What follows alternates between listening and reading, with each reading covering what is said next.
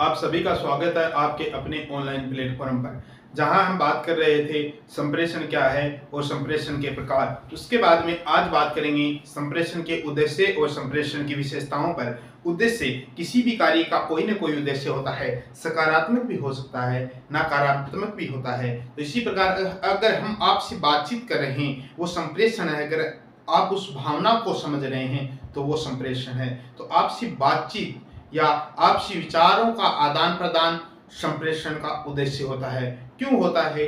जब हमारे बीच में संप्रेषण होता है तो किसी न किसी पाठ्यक्रम या विषय वस्तु के संदर्भ में होता है, तो हमारे उस पाठ्य वस्तु के संदर्भ में जो विचार हैं वो आपके पास जाते हैं और आप उसके संदर्भ में जो भी विचार रखते हो वो मुझे बताते हो।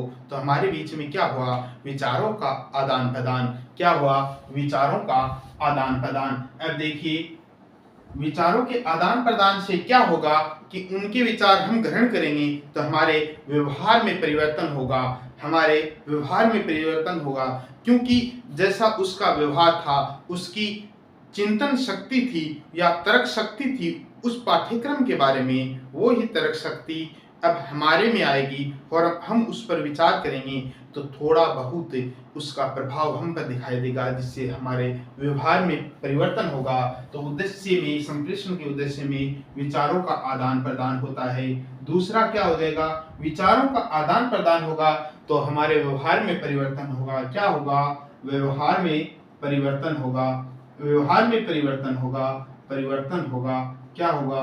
व्यवहार में हमने अपनी बात को या विचारों को आप तक पहुंचाया, उसको आपने ग्रहण किया। ग्रहण के बाद में क्या हुआ? आपके व्यवहार में परिवर्तन हुआ। और एक और बात, आपने व्यवहार में परिवर्तन कैसे किया? संप्रेषण के द्वारा। और संप्रेषण का मतलब क्या है कि अपनी बात को अर्थपूर्ण तरीके से आप तक पहुंचाना। तो इसका उद्देश्य क्या होगा कि अपनी बात, अपने विचार को अर्थपूर्ण तरीके से दूसरे व्यक्ति तक पहुंचाना। तो क्या है कि अपनी बात को को अर्थपूर्ण तरीके से, कैसे भाई?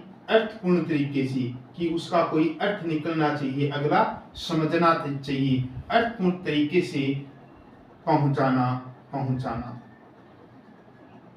ठीक है। अब उद्देश्य में सीधे सिंपल याद रखो कि अपनी सूचनाओं का आदान प्रदान करना और अच्छे से स्पष्टीकरण करना, व्यवहार में परिवर्तन, अपनी बात को अर्थपूर्ण तरीके से समझाना। सीधा सा, सिंपल सा, यही याद रखना है। उद्देश्य में जैसे विशेषता भी आएंगी तो वो भी इनका एक उद्देश्य है।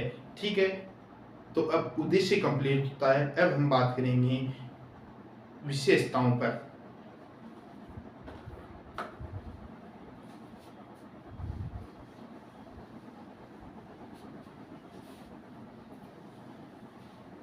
संप्रेषण के बारे में बात कर रहे हैं तो उद्देश्य कंप्लीट होने के बाद में क्या आएगा? संप्रेषण की विशेषताएं। क्या? संप्रेषण की विशेषताएं। तो संप्रेषण की विशेषताएं पहले हमने चर्चा की थी ना कि संप्रेषण है क्या। तो उस वक्त बताया था कि विशेषताएं कुछ वहां बता दी थी, लेकिन अब देखिए विशेषताएं। देखिए कि हमने आपको बात बताई तो विचारों का आदान प्रदान हुआ जो उद्देश्य में शामिल कर लिया। लेकिन इसी प्रकार जैसे कि हम बात या विचार का आदान प्रदान कहाँ करते हैं? जहाँ भी हम रहते हैं वहाँ पर विचारों का आदान प्रदान होता है। मौखिक हो सकता है, लिखित हो सकता है, वाणी के द्वारा, अशाब्दिक रूप से हो सकता है, संकेत के द्वारा हो सकता है, चक्षु के द्वारा हो सकता है, आंखों से डराना, ये चक्षु द्वारा या स्पर्श द्वारा हो सकता है। तो अब देखो, सीधा सा सिंपल सी बात है, इसके द्वारा हम विचारों का आदान प्रदान करते हैं तो हमारे बीच में क्या होता है? बताओ। आपसी अच्छे संबंध स्थापित हो जाते हैं। तो संप्रेषण में क्या होता है? आपसी संबंध स्थापित करने की प्रक्रिया है। आपसी संबंध स्थापित करने की प्रक्रिया है। संबंध स्थापित करने की प्रक्रिया है। और ये संबंध स्थापित कहाँ होती हैं ये बताइए। देखो, संप्रेषण के द्वारा हमने विचारों का आदान प्रदान किया तो हमारे बीच में एक संबंध बन गया। वो संबंध कहाँ बना? वो हर जगह बनता है। कैसे? जैसे पहाड़ों पर हो किसी के साथ तो वहाँ भी संप्रेषण कर रहे हो, या और कहीं हो संप्रेषण कर रहे हो, तो हर जगह संप्रेषण होता है। तो संप्रेषण क्या है? सार्वभौमिक प्रक्रिया है, सार्वभौमिक प्रक्रिया है, सार्वभौमिक प्रक्रिया है। ठीक है, क्या है? सार्वभौमिक प्रक्रिया है। इसके बाद में सार्वभौमिक तो है ही है, इसके साथ में जैसे जैसे हम वातावरण में जाते हैं, अलग अलग जो हमारा आसपास का वातावरण है उसके अनुसार हमारा संप्रेषण बदलता रहता है। तो ये एक गत्यात्मक प्रक्रिया है। क्या है? गत्यात्मक प्रक्रिया है। हमारे जिस प्रकार के संवेग होते हैं उस प्रकार से ये संप्रेषण चलता है। दुख का माहौल है तो वहाँ पर उस प्रकार के विचार होंगे, ऐसी बातें होंगी, तो उसके अनुसार बदलता रहता है या संवेगों के अनुसार बदलता रहता है। संप्रेषण क्या है? गत्यात्मक प्रक्रिया है। पहला हो गया आपसी संबंध स्थापित करने की प्रक्रिया है। दूसरा क्या हो गया? सार्वभौमिक प्रक्रिया है, हर जगह होती है, ये गत्यात्मक प्रक्रिया है। इसके बाद में एक और ये मनोवैज्ञानिक एवं सामाजिक प्रक्रिया है। क्या? मनोवैज्ञानिक एवं सामाजिक प्रक्रिया है। तो इसको लिखेंगे मनोसामाजिक प्रक्रिया है, मनोसामाजिक प्रक्रिया है, मनोसामाजिक प्रक्रिया है। क्या है भाई? मनोसामाजिक प्रक्रिया है।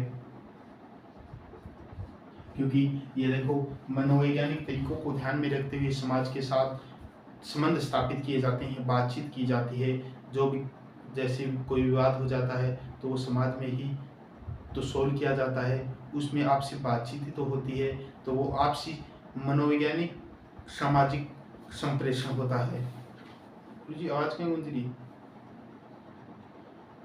संप्रेषण है। इसी प्रकार देखिए अब ये चीजें तो हो गई, सार्वभौमिक हो गया, गत्यात्मक होगा, मनोसामाजिक प्रक्रिया हो गया, लेकिन एक बात याद रखने की ये भी है कि इसमें हुआ क्या? बताओ। इसमें हमारे विचारों का आदान प्रदान हुआ, विचारों के साथ साथ भावनाओं का आदान प्रदान हुआ। तो इसमें क्या होता है?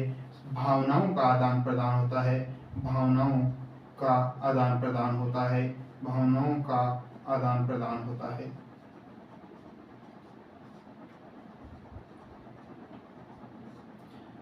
भावनाओं का आदान प्रदान होता है। इस प्रकार सबसे पहले हमने क्या पढ़ा था? संप्रेषण के उद्देश्य। संप्रेषण के उद्देश्य क्या है? पारस्परिक संबंध स्थापित करना, एक पारस्परिक संबंध स्थापित करना, सूचना या विचार का स्पष्टीकरण, सूचना या विचार का स्पष्टीकरण अर्थपूर्ण तरीके से ग्रहण करना।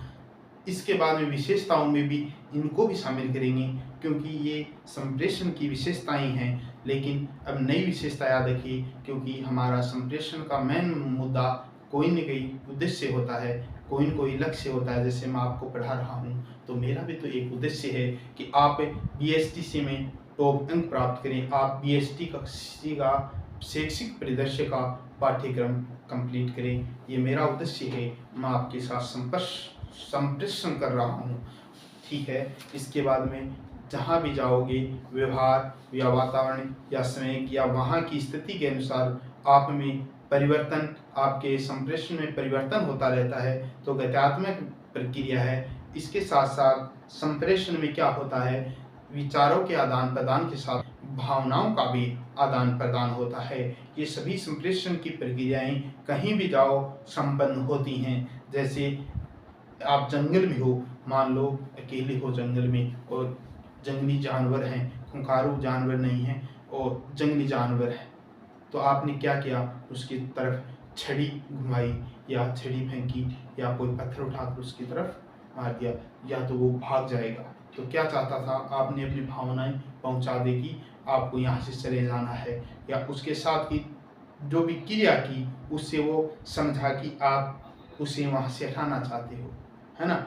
और या उसने आप पर आक्रमण कर दिया, आपने छड़ी घुमाई और उसने आक्रमण कर दिया। तो क्या किया? उसने जो आप भावना पहुंचा रहे थे कि आप यहाँ से हट जाओ, तो उसने ये भावना समझी और उसने प्रत्युत्तर दे दिया, आप पर आक्रमण कर दिया। तो जंगल में संप्रेषण हुआ ना, वैसे ही जैसे पहाड़ पर हो वहाँ भी होगा। और अगर जैसे दुख के माहौल में हो तो दुख संबंधी संप्रेषण होगा। तो ये समय के साथ और बदलता रहता है। तो ये गत्यात्मक व्यवस्था है और समाज में एक दूसरे के साथ विचारों का आदान प्रदान होता रहता है, लेकिन उसमें भावनाएं भी जुड़ी होती हैं। यही संप्रेषण है, यही संप्रेषण की विशेषताएं हैं। बहुत बहुत धन्यवाद।